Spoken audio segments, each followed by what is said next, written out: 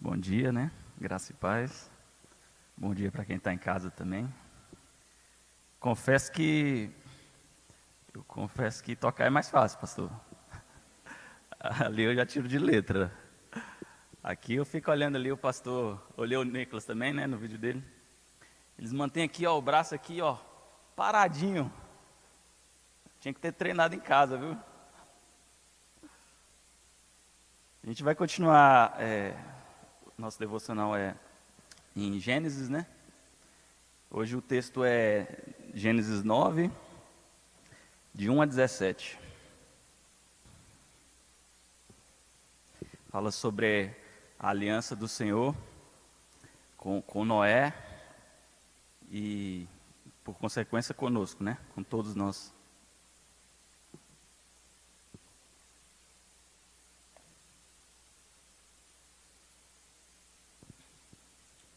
Vamos ler. Abençoou Deus a Noé e a seus filhos, e lhes disse: Sede fecundos, multiplicai-vos e enchei a terra. Pavor e medo de vós virão sobre todos os animais da terra e sobre todas as aves dos céus, tudo que se move sobre a terra e todos os peixes do mar. Nas vossas mãos serão entregues. Tudo que se move e vive ser-vos-á para alimento. Como vos dei a erva verde, tudo vos dou agora. Carne, porém, com sua vida, isto é, com seu sangue, não comereis. Certamente requererei o vosso sangue, o sangue da vossa vida, de todo animal o requererei, como também da mão do homem, sim, da mão do próximo, de cada um requererei a vida do homem. Se alguém derramar o sangue do homem, pelo homem se derramará o seu. Porque Deus fez o homem segundo a sua imagem. Mas sede fecundos e multiplicai-vos, povoai a terra e multiplicai-vos nela. Disse também Deus a Noé e a seus filhos: Eis que estabeleço a minha aliança convosco e com a vossa descendência, e com todos os seres viventes que estão convosco, tanto as aves, os animais domésticos, os animais selváticos que saíram da arca, como todos os animais da terra. Estabeleço a minha aliança convosco. Não será mais destruída toda a carne por águas de dilúvio, nem mais haverá dilúvio para destruir a terra. Disse Deus: Este é o sinal da minha aliança que faço entre mim e vós, e entre todos os seres viventes que estão convosco, para perpétuas gerações. Porei nas nuvens o meu arco, será por sinal da aliança entre mim e a terra. Sucederá que, quando eu trouxer nuvens sobre a terra, e nelas aparecer o arco, então me lembrarei da minha aliança, firmada entre mim e vós, e todos os seres viventes de toda a carne. E as águas não mais se tornarão em dilúvio para destruir toda a carne. O arco estará nas nuvens, vê-lo-ei e me lembrarei da aliança eterna entre Deus e todos os seres viventes de toda a carne que há sobre a terra. Disse Deus a Noé: Este é o sinal da aliança estabelecida entre mim e toda a carne sobre a terra. Até aqui, né? Então, o texto fala aqui sobre essa aliança, né, de Deus conosco, com Noé, após o dilúvio. Então, assim, eu vou voltar um pouquinho aqui, só para dar uma relembrada, né, nos capítulos anteriores, o que estava acontecendo. A sociedade estava cheia de violência, cheia de mal. O Senhor, naqueles dias, não estava feliz, não estava contente com o que acontecia ali. Então a Bíblia diz que a maldade do homem se multiplicava. E aí Deus, na sua soberania, de quem criou tudo e todos, de quem pode escolher fazer o que quer, na hora que quer, resolveu que iria acabar com o homem. Não estava feliz, e a palavra que a Bíblia usa, que tem-se na Bíblia, né, é que Deus se arrependeu e que houve um pesar no seu coração. Esse se arrepender aí, tem duas palavras, né, quando fala de arrepender do homem e quando fala do arrepender de Deus, né.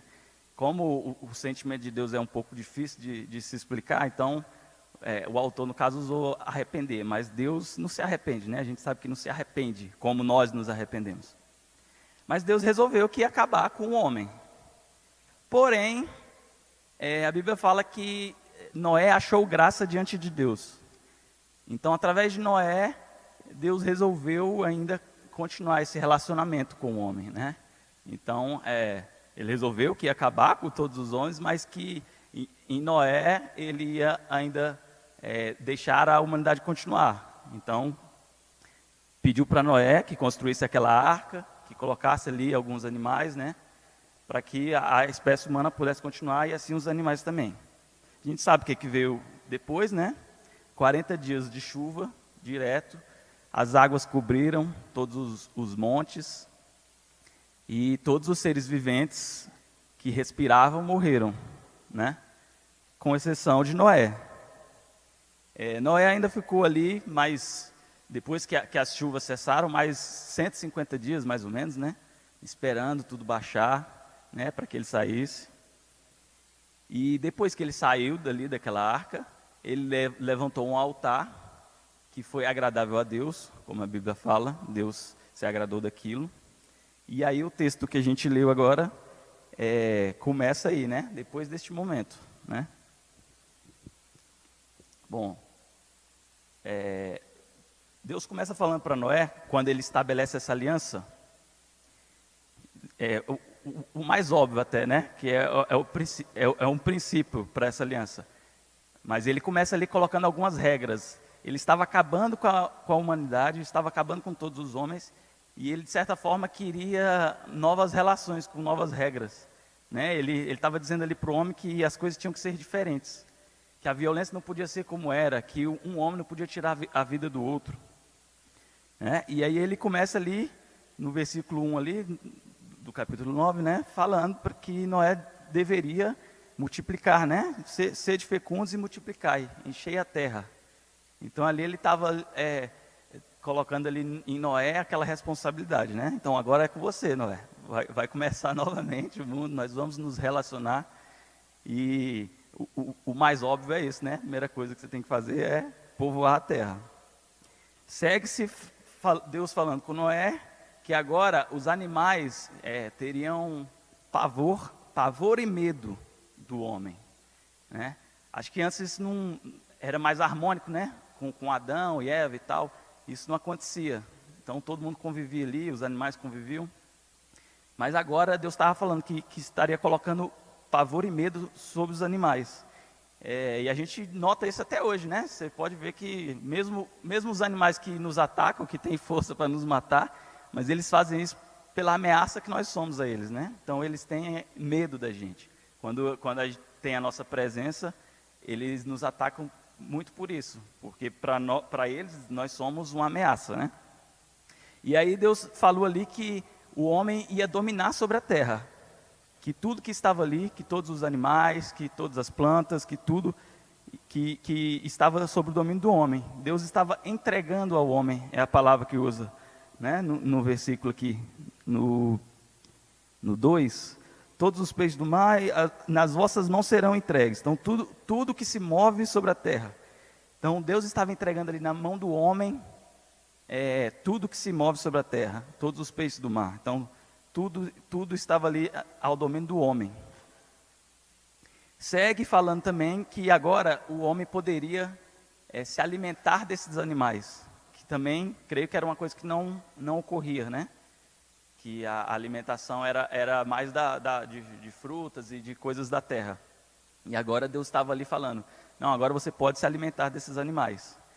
Porém, que não deveria comer animal com sangue. No versículo 4 aqui, ele fala que você pode se alimentar dos animais, mas que não deveria comer os animais com sangue. Por quê? Porque, conforme o versículo também, o sangue significava a vida. E para Deus a vida é muito importante. Quem dá a vida é Deus, quem tira a vida é Deus. E até por isso para ele era abominável o que estava acontecendo, né? Dos homens se matando e tal, de toda a violência. E aí ele falou, o sangue você não pode comer. Então era a regra que Deus estava colocando ali. E até por isso também ele falou, né, nos versículos seguintes, que se um homem tira a vida do outro homem, a pena seria o próprio homem, tirar a vida deste homem, né? Porque a vida justamente é muito sagrada para Deus. E porque você tirar a vida de outro homem, nós fomos feitos à imagem e semelhança de Deus, então é como uma ofensa para o Senhor, né? Então é abominável você tirar a vida de outro homem. Então Deus faz essa ressalva e estabelece essas regras. Segue falando, né? Repete novamente que Noé deve multiplicar na terra, Noé e seus filhos. E aí ele começa a falar e usa a palavra aliança, né? Então ele fala que está fazendo uma aliança com Noé e com seus filhos, consequentemente conosco, né? Porque todos nós viemos deles, né? Como a humanidade acabou, cada um de nós aqui também veio da descendência de Noé, né? E ele faz essa aliança não só com os homens, mas também com os animais, né? E a aliança consiste principalmente no quê? Que ele não destruiria mais a terra através das águas. Então, mesmo que ele se irasse novamente, talvez até nós temos vivido tempos que se assemelham, né, com o que acontecia ali. Nós não sabemos ao certo, né? A Bíblia fala que o mal se multiplicava. Hoje eu vejo também o mal se multiplicar aí, né? Todo dia a gente liga o DFTV e é só constatar. Tudo bem que estão falando tanto de pandemia que não falam das outras coisas. Mas a gente sabe que o homem é mau hoje e continua sendo. Porque a maldade vem do seu coração, né? Desde novo. E aí a promessa que Deus fez, tanto para nós quanto para Ele próprio, né? Porque Ele é fiel a Ele mesmo, né? Então, a promessa que Deus fez é que não acabaria mais a terra com águas, mesmo que Ele se irasse conosco novamente, né? E para isso, para que Ele mesmo, como fala a Bíblia, para Ele mesmo se lembrar, ele colocou um sinal nos céus, que toda vez que houvessem nuvens, né, que esse sinal apareceria. E eu até fiquei, chega a ser tão óbvio, né, e a gente nem fala tanto, que eu até perguntei para o pastor, né, mas é o arco-íris mesmo? Será que não tem uma pegadinha nisso, né? E porque hoje em dia, para que é usado o arco-íris, né? Infelizmente, se a gente não lembrar da Bíblia, se a gente não lembrar da palavra, a gente se pega com os costumes deste mundo, que é o quê? O mundo hoje usa o arco-íris como símbolo da homossexualidade, do homossexualismo. E se a gente não se apega à palavra, a gente vai nessa onda. A gente, quando olha para um arco-íris, talvez nem lembre disso, né? Não consiga lembrar que é um sinal da aliança do Senhor conosco, né? Então, quando a gente olhar para um arco-íris, que a gente possa lembrar que, além de ser um sinal de que Deus não vai acabar mais com este mundo, com águas, mas para nós, que é muito mais para Ele, até como a Bíblia fala, para nós, eu creio que é um sinal da misericórdia de Deus. É um sinal de que Deus olhou para nós e falou, eu quero mais uma vez me relacionar com o homem. Então, quando a gente olhar para o arco-íris, que a gente não lembre de nada que esse mundo fala para a gente, mas que a gente lembre do nosso Deus. E aí o Senhor segue falando, né, do sinal, que é para ele lembrar, e mais uma vez ele fala que, repete, né, nos últimos versículos, que não vai acabar com a terra, com águas e tal. A gente tem algumas coisas bem interessantes aqui para notar nessa história, né? Além dessas coisas que eu já falei, né? Além da vontade de Deus de se relacionar conosco. Eu achei muito interessante aqui sobre Noé, né? A Bíblia fala fala simplesmente isso, né? Deus estava certo de acabar com a humanidade, só que achou graça em Noé. Noé achou graça diante de Deus, né? É isso que fala. Vocês imaginam Deus estar disposto a acabar com o homem, mas por causa de é lógico que ele tem um plano maior, né? Mas Noé foi usado para aquilo. Então, por causa de um homem que achou graça diante de Deus, o Senhor quis continuar esse relacionamento, né? A Bíblia fala que Noé era justo e íntegro. Nos capítulos anteriores, Gênesis 6, 9, fala-se que Noé era justo e íntegro, andava com Deus. Assim como o Enoque, né? Outro dia eu vi não sei se era uma gincana, alguma coisa, e ele perguntava, quem foi o homem que andou com Deus? Né? Aí falaram, né? Enoque, acho que é Enoque, né? Inclusive, acho que é tataravô de Noé. E aí depois eu vi que tem também essa passagem falando de Noé. E olha que coisa interessante, né? A Bíblia fala que Noé andou com Deus. O que será que significa isso para a gente? Como é que a gente consegue ver isso, né? Talvez uma pessoa que estava ali muito próxima, que tinha muita intimidade, que sabia talvez o que Deus queria, ou que buscava o que Deus queria. E além disso era justo e íntegro. Creio eu que justo e íntegro para com o Senhor, justo e íntegro na sociedade em que ele vivia, que era toda corrompida, né? Alguns homens na Bíblia, como Noé, eu creio que tiveram esse privilégio também, de talvez mover um pouco o coração do Senhor, né? Então a gente teve o rei Ezequias aí, que moveu o coração de Deus com uma oração, em Isaías 38:3, ele faz uma oração pedindo mais uns anos de vida, e fala, Senhor, eu fui justo, eu fui correto diante do Senhor, e ele pede ao Senhor, e o Senhor se compadece daquilo, né?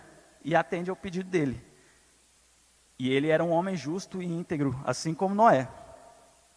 Temos também, assim, outra menção do rei Davi, que a gente sabe que errou muito também, mas que era segundo o coração de Deus, né? Então, eu acho que é uma coisa para a gente pensar bastante, como que a gente quer ser conhecido, talvez, não sei se depois da morte, na lápide, ou em vida, né? Mas como você gostaria de ser conhecido? Como uma pessoa que andou com Deus, né? Como uma pessoa justa e íntegra. Então, assim, são características de Noé que nós devemos, como outros heróis aí da fé, nós devemos nos espelhar, né? E como é que a gente faz isso? Como é que a gente faz isso hoje? Nós não passamos pelo que Noé passou, nós não estamos começando uma humanidade, né? Talvez nossa missão seja um pouco menor, mas você pode ser justo e íntegro diante de Deus.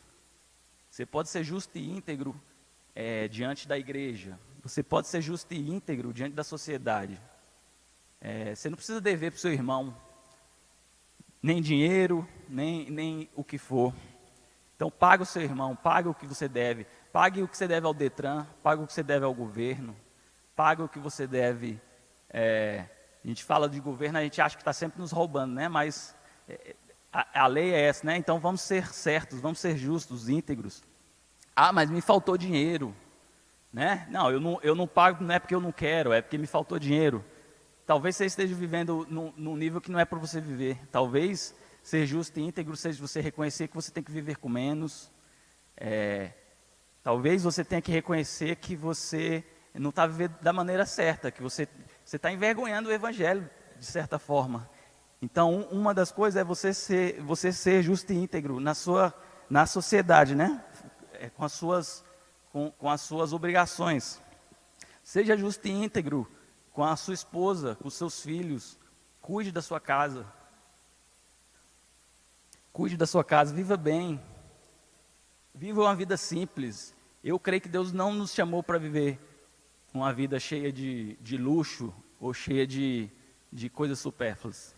Tente viver uma vida simples, tente viver com o que você precisa, tente viver com o que é suficiente para você, tente viver ajudando seu irmão, entendeu? Não coloca, às vezes muitas vezes a gente tem mais do que nós precisamos, mas onde é que está nosso coração, né, com o que a gente tem? Será que nós temos tentado viver só com o que é suficiente? Deus nos dá mais, e o que nós estamos fazendo com isso, né? Nós podemos usar para o nosso usufruto também, mas nós temos olhado para o próximo, nós temos pensado no outro, nós temos vivido, ou nós temos querido sempre mais, sempre mais, sempre mais. Tenho trabalhado, tenho estudado, porque eu quero mais, porque eu quero mais, porque eu quero mais, né? Então, são coisas que a gente tem que pensar. Não seja encrenqueiro, não seja de briga, não seja de guerra. Conviva bem com seus irmãos, entendeu? Não venha para a assembleia para brigar, né? Não brigue em casa, não brigue no trabalho, não arranje problema para tudo, seja paciente, né? Eu acho que isso são características de pessoas que buscam ser íntegros, buscam ser justos diante de Deus, diante da sociedade, diante da igreja. Outra característica que eu percebi em Noé foi a obediência dele. Deus fala para Noé, a Bíblia é bem sucinta, né? Quando conta. E Deus chega em Noé e fala simplesmente a notícia de que vai acabar com todos os homens. Você imagina você ouvindo isso de Deus, né? Olha, Noé, eu vou acabar com todo mundo, só vai sobrar você, e eu quero que você faça isso, isso, isso, isso. E a Bíblia fala simplesmente que Noé fez o que Deus mandou. Ele não refugou, ele não reclamou, ele não falou que não conseguia, ele foi lá e fez. Nós tivemos outros que foram usados por Deus, mas que muitas vezes reclamaram, falaram que não conseguia, que não dava. Podemos pegar aí Moisés, que resistiu, né? Deus apareceu para ele ali no deserto e ele falou, não, Senhor, mas como é que eu vou fazer isso? Não vão acreditar em mim. Mas quem sou eu? Como é que eu... Não, mas... Entendeu? E ficou ali, Deus lutando. Não, mas eu vou fazer assim, e eu vou fazer assado, e eu vou te capacitar. Né? Até que ele se convencesse, até que ele aceitasse, né, que tinha que obedecer a Deus. Outro, que é uma história clássica também, é a de Jonas, né? Que não só refugou, mas fugiu da presença de Deus. E a gente sabe o que aconteceu. E Noé não. Noé, no momento em que Deus falou, faça isso, vai lá e faça uma arca assim, assim, essa. Aí a Bíblia conta o quê? Que ele foi e fez. Coloque animais, pares e tal, e tal. Noé foi lá e fez. Em nenhum momento, meus irmãos, ele refugou. Em nenhum momento ele ficou pensando se ele conseguia. Em nenhum momento. E como é que nós temos sido com Deus? Será que nós temos também feito assim? Será que nós temos obedecido a Deus assim, de olhos fechados, confiando que o que Ele está nos pedindo é o melhor, é o certo? Quando você ouve aquela voz lá no fundo, que você sabe que é o Espírito Santo, falando como é que você tem que fazer, o que você tem que fazer, a gente tem obedecido? Ou a gente tem reclamado, não, vou deixar para depois, não fazer isso agora não, né? Eu vou ver, quem sabe lá na frente eu não consigo fazer isso. Ou será que a gente tem tido a atitude, não, é isso que o Senhor está falando, né? Então eu vou fazer. É você e seus filhos. Aí você imagina de novo o que se passou na cabeça de Noé, né? Será que ele não pensou, será que eu vou conseguir? Né? Se você for pensar, imagina o peso que estava sobre as costas de Noé. E ele também não refugou, né? Ele andava com Deus. Ele era próximo de Deus. E ele sabia que Deus estaria com ele, mesmo com tamanha responsabilidade. E eu pergunto para vocês, e para mim também, né? Porque nós lutamos com isso todos os dias. O que nós temos feito com as nossas responsabilidades, que são bem menores? O que nós temos feito com a nossa responsabilidade aqui na igreja? Com o seu ministério?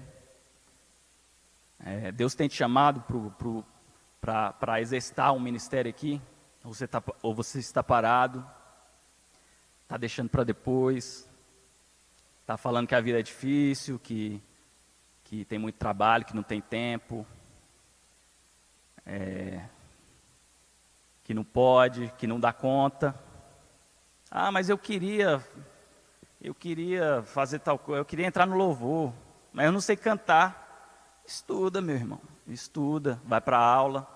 Ah, mas já perguntou para o pastor se tem algum lugar para você trabalhar? Eu quero trabalhar, pastor, quero fazer alguma coisa aí. Ou não, eu quero entrar no ministério, já que procurou o líder. ou você só vem para a igreja. Eu sei que nós estamos numa pandemia, né? Eu sei que as coisas estão meio paradas, mas ou você sempre vem para a igreja e só fica olhando. Você já notou que são sempre os mesmos? São sempre as mesmas pessoas que estão trabalhando, que estão fazendo as coisas. Você já pensou na sua responsabilidade com o corpo, de edificar o outro? Que pode ser que a sua habilidade ou o seu dom ninguém tenha, e você não está fazendo a sua parte. Sua responsabilidade, do mesmo modo, a sua responsabilidade em casa, com seus filhos, de ensinar a palavra, com a sua esposa, no seu trabalho. As nossas responsabilidades são bem menores do que a de Noé.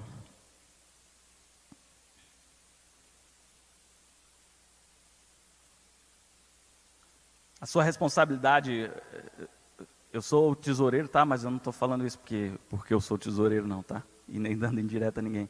A sua responsabilidade na casa do Senhor com o dízimo. Você lembra da sua responsabilidade com o dízimo? Faz parte da nossa vida como cristão. Essas paredes aqui, ó, Deus não precisa do seu dinheiro, mas essas paredes aqui precisam, porque a gente tem que pagar a luz, a água. E como é que você lida com isso? Como é que você se dá com esse dinheiro? Você dá muita importância para esse dinheiro que você não consegue se dispor não vou nem falar de 10%, mas você não consegue se dispor no seu coração a dar para a obra, a saber que esse dinheiro vai ser investido para que o evangelho possa ser pregado?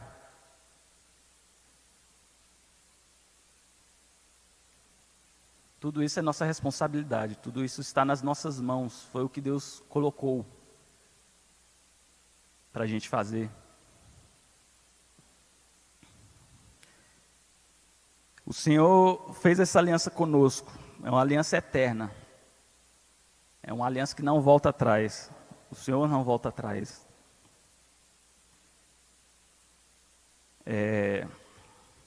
Qual é a aliança que nós temos, qual o compromisso que nós temos tido com Ele?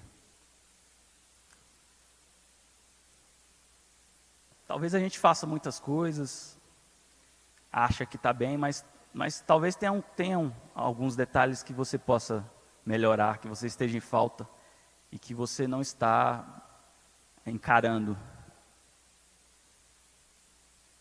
Eu te convido nesse momento a reavaliar isso, a ouvir do Senhor se tem alguma coisa que você tem que melhorar, se tem alguma coisa que você está fugindo, se a preguiça, se o comodismo, eu luto com isso todo dia, se a preguiça, se o comodismo estão te impedindo de fazer alguma coisa.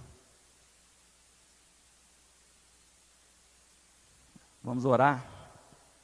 Você pode baixar sua cabeça e pergunta para o Senhor. Pergunta para o Senhor se você tem estado em falta com Ele, se você tem dado mais valor às coisas deste mundo, ou a algumas coisas deste mundo.